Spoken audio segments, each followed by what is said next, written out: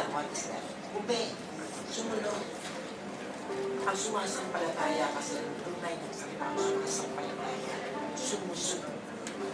Kaya, kung ano ang utos ng Diyos, yun ang ating gagawin.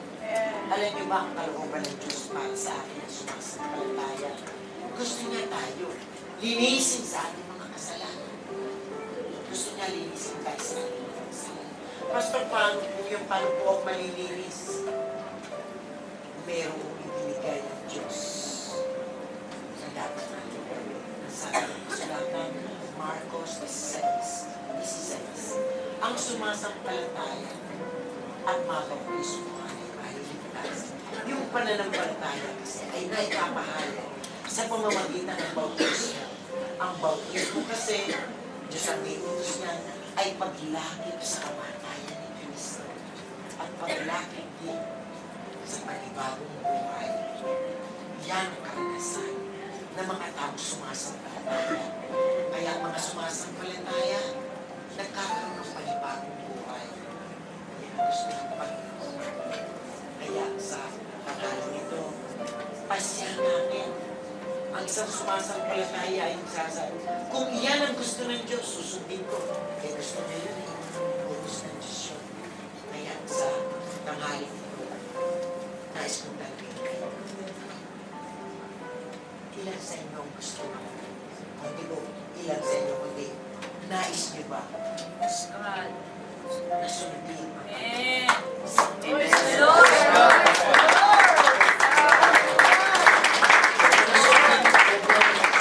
ang pag-ibig mo, ipanalangin ko, sabi ko, pangako ko sa inyo, pag-ibig ko sa inyo. Ang panalangin ito, dahil nakilang Diyos na sukunin mo yung mga anak na ito. Alam mo ang nasa nila. Alam mo naman ang kanilang mga pag-iisip. Ang kanilang ginawang paglapit sa iyo ay tunay na nagpapagalak sa iyo. Amen. Nais mo na tayo lumapit sa iyo. Amen. At makamit ng iyong ikinibigay. Ang buhay. Walang hanggan. Praise God. Pagpalain mainam ang mga kababayan natin. Amen. Sa kanilang paglapit, ibigay mo ang kagalakan ng iyong papatawad, ang kagalakan ng iyong pagliligtas. Sa pangalan ni Jesus, pagpalain mo sila sa Amen.